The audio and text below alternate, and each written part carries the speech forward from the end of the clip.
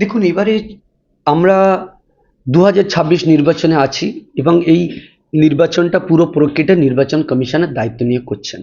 প্রথম কথা হচ্ছে, কোনো জায়গায় যদি কোনো রকমের সমস্যা হয়, তার সর্বপ্রথম অভিযোগ করতে হবে নির্বাচন কমিশনের যে গাইডলাইন্স আছে সেই অনুযায়ী কমপ্লেন করতে হবে যে কোনো মানুষ কোনো জায়গায় কারো দ্বারা যদি আক্রান্ত হয়, প্রথমে তার কাজ হবে আইনের আশ্রয় নেওয়া।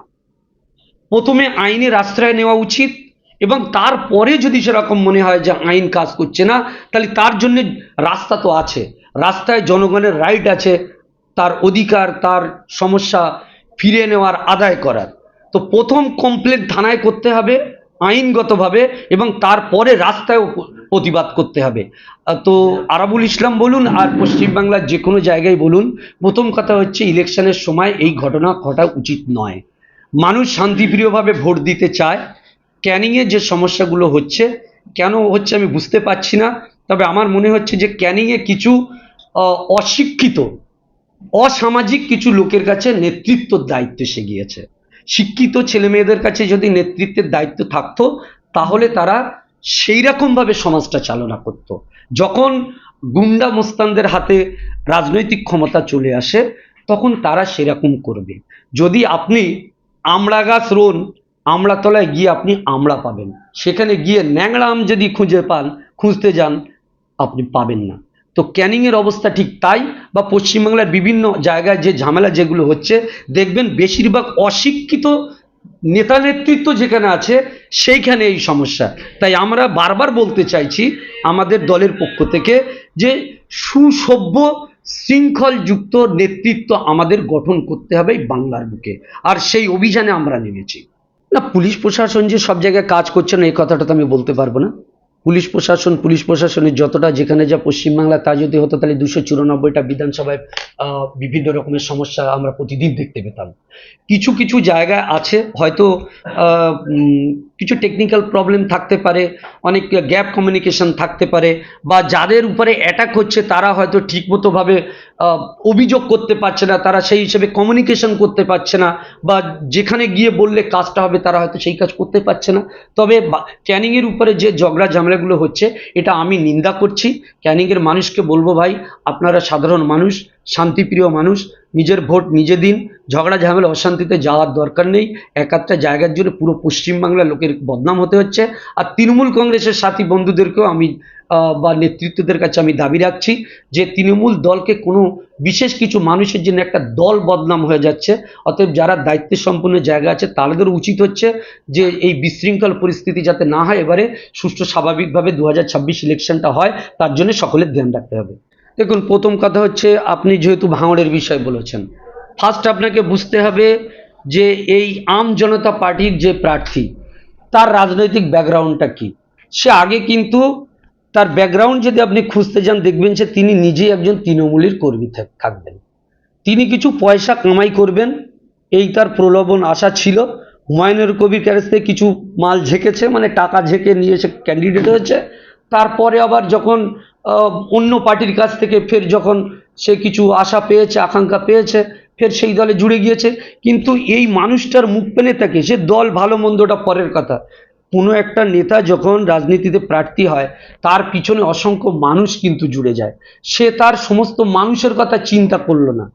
তার সাঙ্গপাঙ্গ যারা ছিল এই পার্টিটা নিয়ে, আম জনতা পার্টি বলুন আর যে কোনো পার্টি বলুন, তাহলে তার সঙ্গে যত লোক ছিল, তিনি কি সবাইকে নিয়ে একসঙ্গে দলে ফিরেছেন, না নিজে কিছু পয়সা ঝেঁকে নিয়ে একটা দলের ঝান্ডা ধরে এসছেন? এটা আমাদের প্রথম দেখতে হবে। যদি সেটা হয়, তাহলে মনে করতে হবে যে তৃণমূল কংগ্রেসই এই আম আদমি পার্টির জন্ম দিয়েছিল এবং তৃণমূল পার্টি তার সুবিধার্থে তাদের লোককে তাদের ঘরে ফিরিয়ে নিয়ে এসেছে। দেখুন, নির্বাচন কমিশনের দপ্তরে আমরা বিভিন্ন অফিসারদের কাছে যাচ্ছি, কথা বলছি। প্রত্যেকটা অফিসারের একটাই কথা হচ্ছে, পশ্চিমবাংলায় এবারে ইলেকশন শান্তিপূর্ণ ইলেকশন করাবে। তবু কালকে একটা ইলেকশন আছে, 23 তারিখে বুঝতে পারবো পরিস্থিতি কি। কিন্তু নির্বাচন কমিশনের পক্ষ থেকে এবং সমস্ত অফিসারের পক্ষ থেকে তাদের ফুল প্রচেষ্টা আছে যে এবার ইলেকশনটা এবারে খুব সুন্দর করবে এরা। আমরা প্রত্যেকটা অফিসারের সঙ্গে কথা বলছি, আমরা বুঝতে পারছি। এর পরেও কিছু কিছু জায়গা আছে, দেখুন সবাই তো আর একরকমের হয় না। ধান যখন আমরা বস্তায় ভরি, সেই ধানে যখন কুলোটা নিই তখন অনেক আগড়া বার হয়ে যায়। তো সেটা আপনি পুলিশ ডিপার্টমেন্ট বলুন আর নেতা বলুন আর যে সমস্ত কর্মস্থলে বলুন, কিছু আগড়া থাকে। তো হতে পারে যে পুলিশ প্রশাসনের ভিতরেও কিছু আগড়া থাকতে পারে, যারা নিজেদের ব্যক্তি স্বার্থের জন্য হয়তো নেতাদের সঙ্গে সমঝোতাও করে করছে, সেই জন্য কিছু কিছু জায়গায় সমস্যা হচ্ছে, কিন্তু ম্যাক্সিমাম জায়গায় বস্তার ভিতরে এবারে পুলিশ প্রশাসন ভালো কাজ করছে, আর ধান এবারে ভালো ফলবে। দেখুন, আমার তো ব্যক্তিগত যেটা মতামত হচ্ছে, ভাঙড় বিধানসভা এখানে আইএসএফ অর্থাৎ নওশাদ সিদ্দিকী মহাশয় তিনি অ্যাকশনসে জিতে যাবেন, আমার যা ক্যালকুলেশন। আর ক্যানিংয়ে আমি বলেছি যে ক্যানিংয়ে যদি সুষ্ঠু স্বাভাবিকভাবে প্রত্যেকটা ক্যানিংয়ের মানুষ যদি ভোট দিতে পারে, নওশাদ ভাই যত ভোটে জিতবে তার থেকে আইএসএফের ওখানে যিনি ক্যান্ডিডেট হচ্ছে আরবুল ইসলাম, নওশাদ ভাই থেকেও বেশি ভোটে জিতবে, এটা আমি বরাবর বলছি। আর আমার এই কথাটা মিলে নেবেন আপনারা, আমার যদি রাজনীতির অভিজ্ঞতা যদি আমার যা ক্যালকুলেশন, কারণ আমরা প্রার্থী দেওয়ার জন্য আগে থেকে বহুত বিধানসভা আমরা ক্যালকুলেশন করেছিলাম, সেইখান থেকে দাঁড়িয়ে আমি বলছি ক্যানিংয়ের মানুষ একবার ভোট দেওয়ার যদি সুযোগ পেয়েছে, তৃণমূলের বাইরে ওরা ভোট দিয়ে বসে থাকবে একদম নিশ্চিত।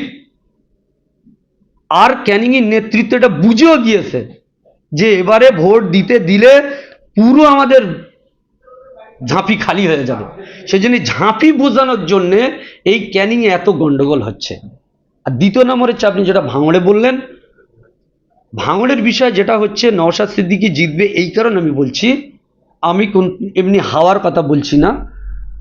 কারণ হচ্ছে ভাঙড়ের 13টা অঞ্চল, যদি ভাঙড়ে 2 নম্বর ব্লকের প্রাণগঞ্জ অঞ্চল, নারায়ণপুর অঞ্চল আর জাউলগাছি অঞ্চল, এই 3টে অঞ্চলে যেহেতু পঞ্চায়েত ভোটে ভোট হয়নি, মানে প্রতিদ্বন্দ্বিতা বিরোধীরা ছিল না, সব অকাবার পেয়ে গিয়েছিল, ওখানে প্রত্যেকটা পঞ্চায়েত কিন্তু তৃণমূলের।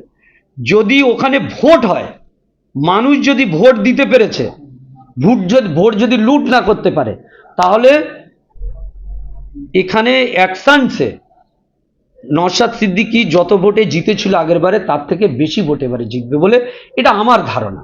দেখুন, আগের বারে 2021 সালে যে নির্বাচন হয়েছিল, সেই সময় নির্বাচনের আমরা লাস্ট রেজাল্টটা দেখব যে কে জিতেছে আর কে হেরেছে। শোনা কথা তো বললে হবে না যে শাহাবুদ্দিন শাহজি জিতে গিয়েছিল, তার থেকে মেরে ধরে কেড়ে নিয়েছে। কম্পিটিশন করতে গেলে বিভিন্ন রকমের হবে। আপনাদের কথা যদি তাই হয়, তাহলে শাহাবুদ্দিন শাহজি কি করেছিল? তুমি যখন দাঁড়িয়ে ভোট করতে পারো, তোমার দাঁড়ানোর দরকার কি ছিল? তো শাহাবুদ্দিন শাহজি তো কোনোদিন প্রকাশ্য মঞ্চে বলতে পারেনি যে আমার কাছ থেকে ভোট কেড়ে নেওয়া হয়েছিল। তাহলে যখন এই কথাটা শাহাবুদ্দিন শাহজি প্রকাশ্য বলতে পারেনি, তাহলে আমি বলবো যে এই জায়গাটায় যারা এই অভিযোগ দেয় শওকত মোল্লার বিরুদ্ধে, এটা অন্যায় অভিযোগ দেয়।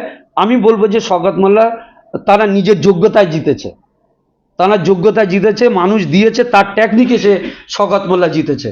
আর যদি মনে হয় যে শওকত মোল্লার কাছ থেকে কেড়ে নিয়েছে, শাহাবুদ্দিন শাহজির স্টেটমেন্ট দিতে হবে, তাহলে তখন আমরা বলতে পারবো যে শওকত মোল্লা জোর করে কেড়ে নিয়েছে। তাহলে একটা মানুষের নামে, তিনি পশ্চিমবাংলার একজন সম্মানীয় বিধায়ক, তার এগেনস্ট থেকে এই এলিগেশন লাগানোর পক্ষে আমি কোনো মতেই নয়।